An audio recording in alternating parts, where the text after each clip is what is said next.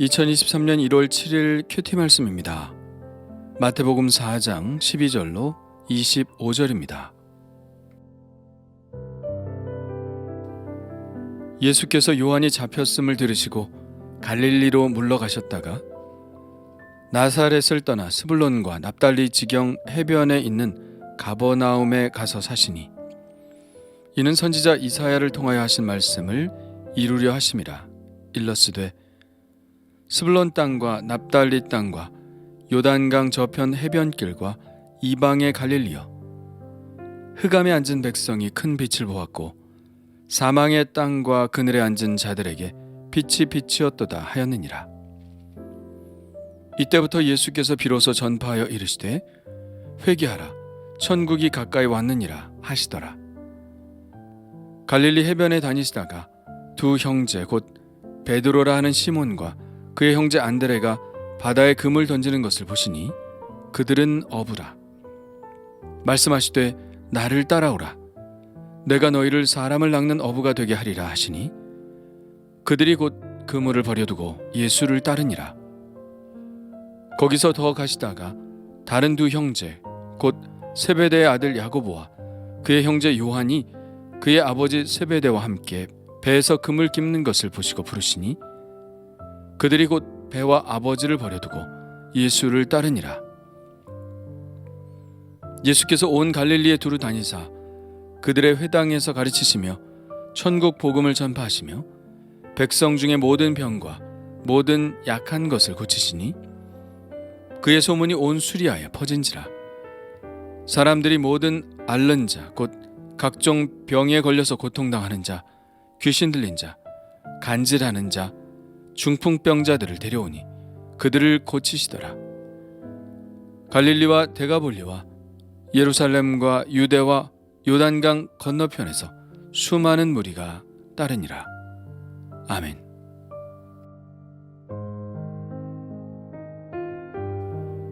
요한은 헤롯과 헤로디아의 결혼을 비판했다가 감옥에 갇혔습니다.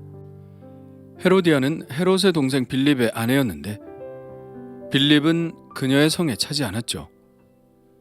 그녀의 야심을 채워줄 사람은 헤롯이었습니다. 그래서 헤롯을 유혹하여 그의 아내가 되었습니다. 광야에서 회개하라고 외치던 세례 요한에게 이 사건은 분명히 회개해야 할 사건이었죠. 이 외침을 사람들이 듣지 못하게 하기 위해 헤롯과 헤로디아는 요한을 감옥에 가두어 그의 입을 막아버린 것이죠. 이 사건을 계기로 예수님은 또 한 번의 도피 생활을 합니다. 벌써 세 번째 도피 생활이죠. 이집트로, 나사렛으로, 그리고 이제는 유대를 떠나 다시 나사렛으로 물러가셨습니다. 그러다가 하나님의 때가 이르러 나사렛을 떠나 스불론과 납달리 지경 해변에 있는 가버나움에 가셔서 사시면서 그의 본격적인 공생애의 삶을 시작하시죠. 그런데 왜 단순히 가버나움이라고 하지 않고 스불론과 납달리 지경 해변에 있는 가버나움이라고 했을까요? 이것은 예수님이 가버나움에 사시게 된 것이 우연이 아니라 구약 성경의 예언의 성취임을 보여주기 위해서입니다. 이사야 선지자는 이런 메시아의 예언을 했죠. 스불론 땅과 납달리 땅과 요단강 저편 해변길과 이방의 갈릴리여, 흑암에 앉은 백성이 큰 빛을 보았고 사망의 땅과 그늘에 앉은 자들에게 빛이 비치었도다 하였느니라. 갈릴리를 감싸고 있는 지역은 이스라엘의 지파의 땅으로 말하면 스불론과 납달리 지파가 거주했던 곳입니다. 이사야가 이 스불론과 납달리를 흑암에 사는 백성이라고 한 것은 역사적인 배경을 가진 말이죠. 스불론과 납달리 지파는 기원전 738년에 아수르에게 이스라엘이 패망하자 아수르인들에게 이끌려가서 이방 땅으로 흩어졌습니다. 그리고 스불론과 납달리 지역에는 수많은 이방인들이 이주해서 살게 되었죠. 끌려가지 않고 남아있는 자들은 이스라엘의 정체성을 잃어버린 채 이방인들과 섞여 살 수밖에 없었습니다. 그래서 15절에 이방의 갈릴리여라고 말하고 있는 것이죠. 그런데 이사야는 그 패망한 땅, 어둠이 짙게 드리운 그 땅에 희망을 노래합니다. 흑암에 앉은 백성이 큰 빛을 보았고 사망의 땅과 그늘에 앉은 자들에게 빛이 빛이었다고 노래하고 있죠. 이사야가 예언할 당시에는 그저 사망과 어둠과 흑암이라는 말이 어울리는 이 땅에 이사야는 어떻게 큰 빛의 희망을 이야기했을까요? 이것이 바로 메시아의 예언입니다. 장차 메시아가 오시면 이 스불론과 납달리 땅을 크게 비추실 것이라고 예언하고 있죠. 메시아가 바로 이 땅에서 활동하게 될 것이라는 예언인 것입니다.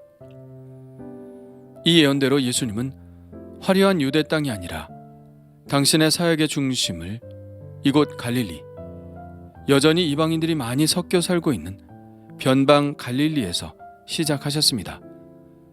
가버나움이 바로 그 중심이 되었죠.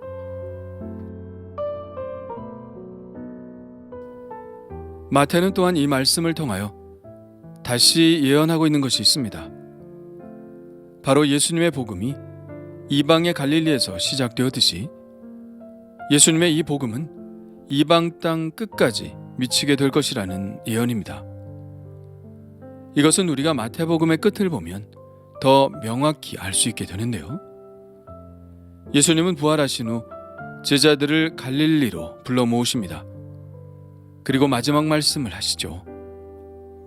그 마지막 말씀의 핵심은 무엇인가요?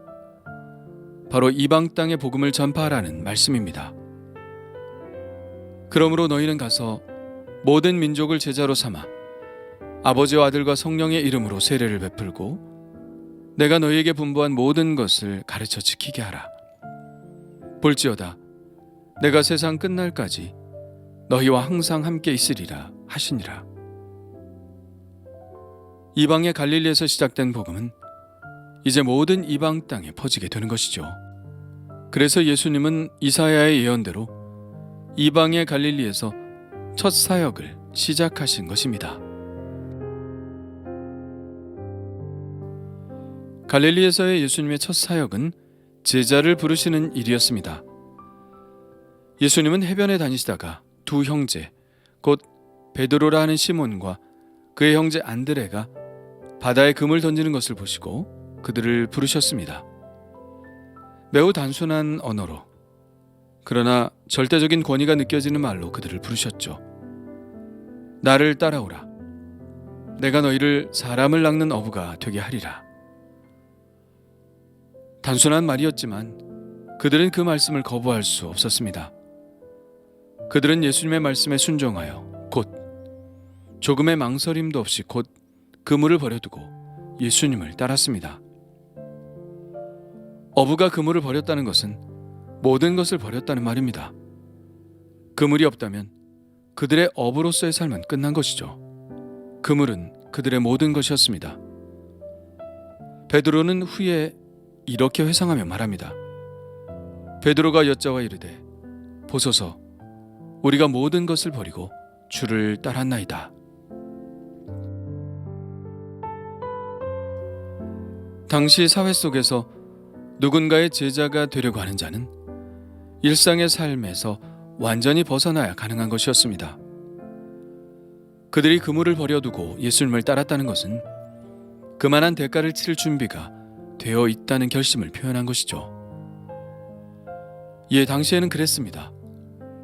제자로 산다는 것은 지금까지의 삶을 완전히 내려놓고 전적인 따름의 삶을 산다는 것이었죠.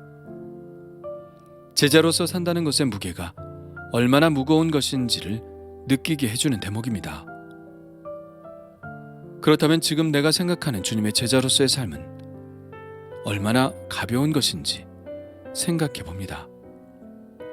전적인 따름이 아니라 일부의 따름이기 때문이죠. 어쩌면 가볍다는 표현보다는 계산적이라는 표현이 더 맞을지도 모르겠습니다. 우리는 우리가 가지고 있는 것을 버릴 생각이 전혀 없고 예수님으로 인하여 더 얻을 생각만 하고 있으니 계산적이고 어쩌면 교활하지 않은가 하는 생각을 합니다. 내가 과연 주님의 제자인가 하는 물음을 다시 한번 제 자신에게 묻게 됩니다.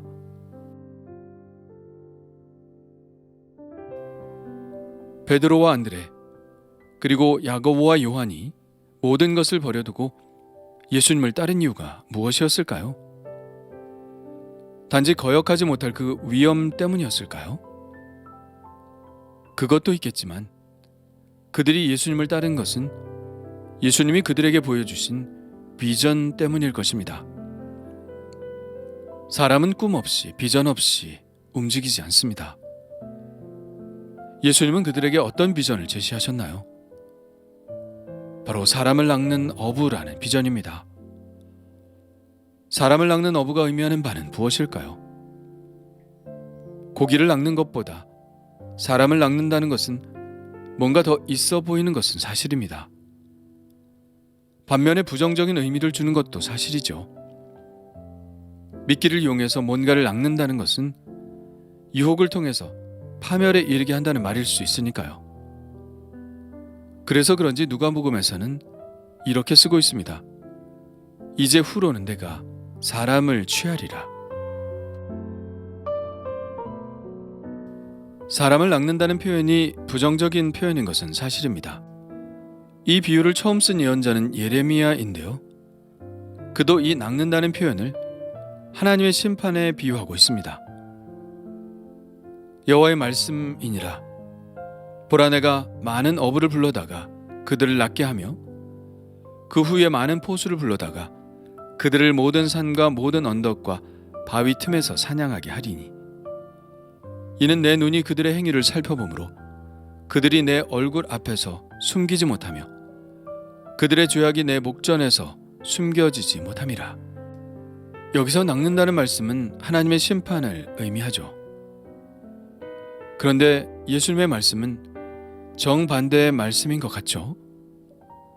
예레미야 말씀이 심판의 말씀인데 반하여 예수님의 말씀은 구원의 말씀인 것이죠. 심판을 위한 낚음이 아니라 구원을 위한 낚음이 예수님께서 그들에게 제시한 비전이셨죠. 그들은 이 비전에 동의했고 이 비전을 위해 자신의 모든 것을 버렸습니다. 그럴 만한 가치가 있었기에, 아니 그것과는 비교할 수 없는 가치를 지닌 비전이기에 그들은 그들 자신을 온전히 이 비전에 헌신했습니다. 세상 모든 민족에게로 나아가 하나님의 구원을 선포하는 것, 그것이 예수님이 우리를 제자로 삼으신 목적이라면 나는 과연 예수님의 참 제자인가 하는 물음을 가져봅니다. 나는 이 예수님의 비전에 동의하고 있나? 나는 이 비전을 위해 모든 것을 버리고 모든 것을 헌신할 준비가 되어 있나?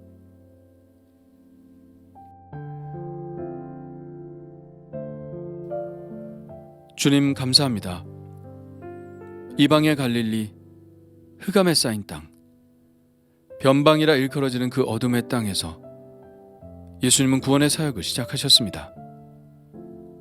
갈릴리에서 비추신 그 빛이 이제는 온 세상을 비추고 있습니다. 그리고 우리들은 예수님의 작은 빛이 되어 이 세상으로 나아갑니다. 주님 말씀대로 세상 끝날까지 이 일은 계속될 것이며 세상 끝까지 이 복음이 전파될 것입니다. 주님, 이 일에 부름받았음을 감사드립니다. 부름받은 이로써 부르심에 합당한 제자로 살고 있는지 늘 자신에게 묻게 하시고 주님의 비전에 저의 삶을 맞추게 하옵소서.